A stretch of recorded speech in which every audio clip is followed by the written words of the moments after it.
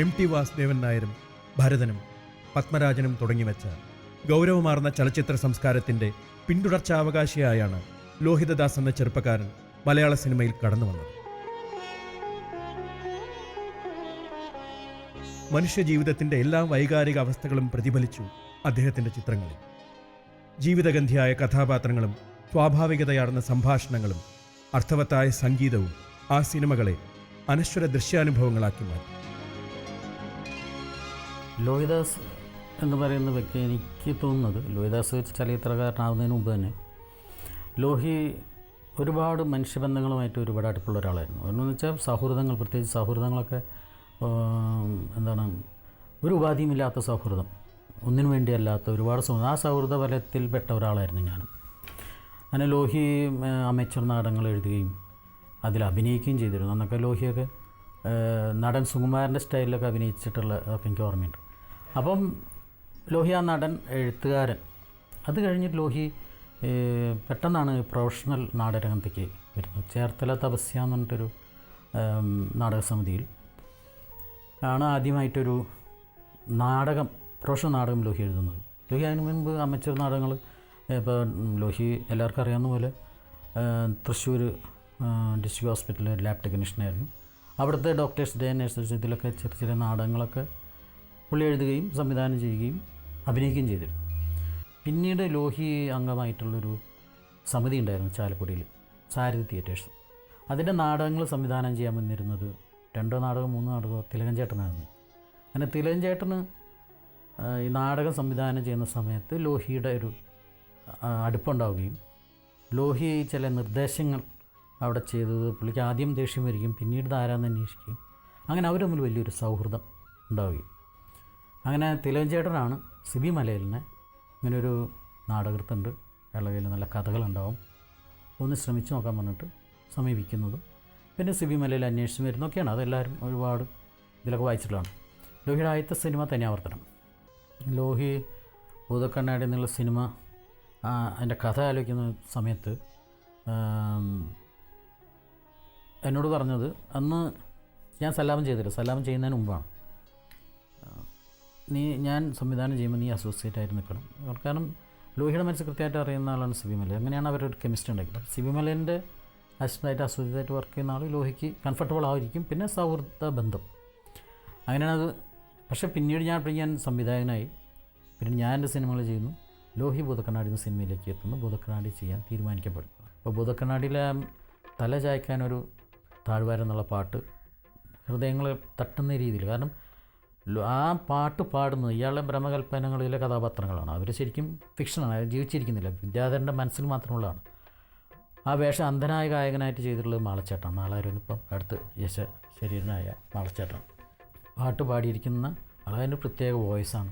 തല ചായ്ക്കാനൊരു താഴ്വാരം, നീലാകാശം മണിമേട, ഋതുമതിരാവിന് ചൊറിഞ്ഞൊടുക്കാൻ നല്ല വെണ്ണിലാ കോടിയും മിന്നും താലിയും. തല ചായ്ക്കാനൊരു താഴ്വാരം, നീലാകാശം മണിമേട.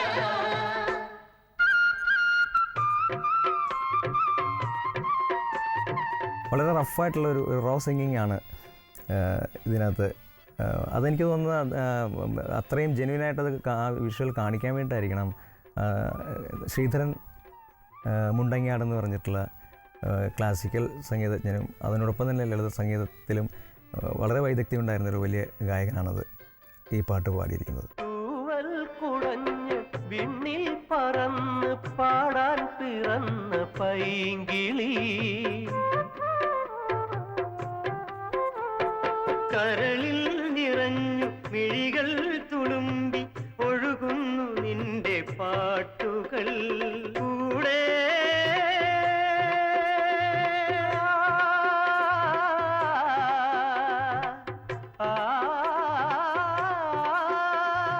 പാടാം ഞങ്ങൾ സ്നേഹസങ്കീർത്തനം, കണ്ണില്ലെങ്കിലുമെന്നും കാണും അഴകേ നിൻമുഖം.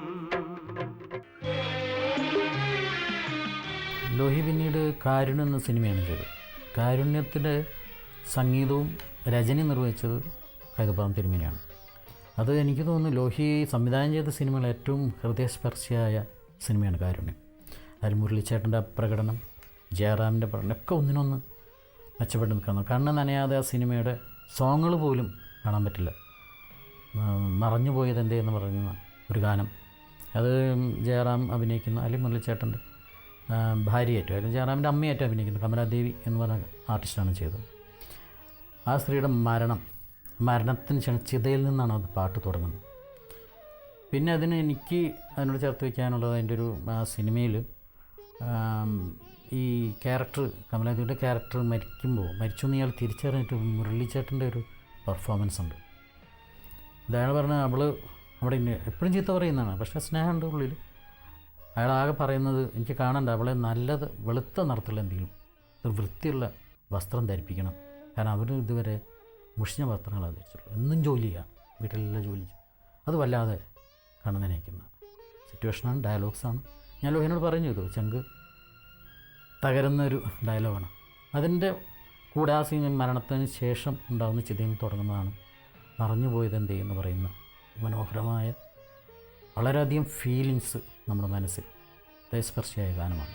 മറഞ്ഞു പോയതെന്തേ, നീ അകന്നു പോയതെവിടെ, മറഞ്ഞു പോയതെന്തേ, നീ അകന്നു പോയതെവിടെ, ഇരുളുന്ന മൺകൂട്ടിലെന്നെ തനിച്ചാക്കി എങ്ങു നീ പറന്നു പോയി, അമ്മയെ വേർപെട്ട പൈക്കിടാവിൻ ദുഃഖമോർക്കാതെ എങ്ങു നീ പോയി, മറഞ്ഞു പോയതെന്തേ, നീ അകന്നു പോയതെവിടെ. എനിക്ക് തോന്നുന്നു ഒരു വൃന്ദാവന സാരംഗ രാഗത്തിൽ ചിട്ടപ്പെടുത്തിയൊരു ഗാനമാണ്. പ്രത്യേകിച്ച് അതിലെ ജയറാമും നമ്മുടെ മുരളിയേട്ടനും തമ്മിലുള്ള, അച്ഛനും മകനും തമ്മിലുള്ള ആ ഒരു തീവ്രത കാണിക്കുന്ന ഒരു സോങ്ങാണ്. എനിക്ക് തോന്നുന്നു ലോഹിയേട്ടൻ്റെ സിനിമകളിൽ ഏറ്റവും അധികം എനിക്ക് സ്ട്രൈക്ക് ചെയ്തിട്ടുള്ളൊരു സീക്വൻസാണ് കാരുണ്യം എന്ന ഈ സിനിമയിലെ ഈ ഗാനം. ഇനി എന്തിനീ നിലവിളക്ക്, നീയില്ലാതെ എന്തിനീ സിന്ദൂരം, ഇനി എന്തിനീ നിലവിളക്ക്, നീയില്ലാതെ എന്തിനീ സിന്ദൂരം, കുഞ്ഞുങ്ങളുറങ്ങീല കിളികളുറങ്ങീല, കുഞ്ഞുങ്ങളുറങ്ങീല കിളികളുറങ്ങീല, കിളിവാതിൽ ചാരിയില്ല, പൊടിയരിക്കഞ്ഞിക്ക് ചൂടാരിയില്ലൊന്നു വരില്ലേ, വിളമ്പിത്തരില്ലേ, മറഞ്ഞു പോയതെന്തേ, നീ അകന്നു പോയതെവിടെ. കാരുണ്യ സിനിമയിലെ സംഗീത സംവിധാനം ഗാനരചന നിർവഹിച്ചത് കൈതപ്രം തിരുമേനിയാണ്. ആ കൊല്ലത്തെ സംഗീത സംവിധാനത്തിലുള്ള അവാർഡ് തിരുമേനിക്കായിരുന്നു. എനിക്ക് തോന്നുന്നു സംഗീത സംവിധാനം ചെയ്യുകയും അതേപോലെ തന്നെ രചന തയ്യാറാക്കുകയും ചെയ്തിട്ട് രണ്ടിനും കൂടി ചേർന്നിട്ടൊരാൾക്ക് ആദ്യമായിട്ടാണ് അവാർഡ് കിട്ടുന്നത്.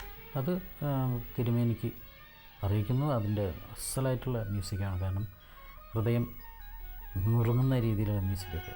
പൂമുഖം വിടർന്നാൽ പൂർണേന്ദു, നീ പുഞ്ചിരിച്ചാൽ ഇന്ദ്രജാലം, പൂമുഖം വിടർന്നാൽ പൂർണേന്ദു, നീ പുഞ്ചിരിച്ചാൽ ഇന്ദ്രജാലം, ഹൃദയത്തിലെപ്പോഴും പ്രണയ സരോവരം, പ്രിയരേ നിനക്കെന്തൊരഴക് അഴക് അഴക്, പൂമുഖം വിടർന്നാൽ പൂർണേന്ദു, നീ പുഞ്ചിരിച്ചാൽ ഇന്ദ്രജാലം. ലോഹിദാസ് സാറിൻ്റെ ചിത്രങ്ങളിൽ നമുക്ക് പ്രതീക്ഷിക്കാവുന്ന ഒരു പ്രധാന ഘടകം അതിലെ നല്ല പാട്ടുകൾ തന്നെയാണ്. കാരുണ്യം എന്ന ചിത്രത്തിലെ പൂമുഖം വിടർന്നാൽ പൂർണ്ണേന്ദു എന്ന ഗാനം, ഇതിൽ രചനയും സംഗീതവും കൈതപ്രം സാറാണ് നിർവഹിച്ചിട്ടുള്ളത്. ഇത് മോഹനരാഗത്തിലാണ് ഇത് ചിട്ടപ്പെടുത്തിയിരിക്കുന്നത്. മോഹനരാഗത്തിൽ ഒരുപാട് നല്ല പാട്ടുകൾ നമുക്ക് മലയാളികൾക്ക് കിട്ടിയിട്ടുണ്ട്. ഇതും ഒരു വളരെ നല്ല ഗാനമാണ്. മൃദു യൗവനം വാരിപ്പുതയ്ക്കുന്നതെന്റെ വികാരങ്ങളല്ലേ,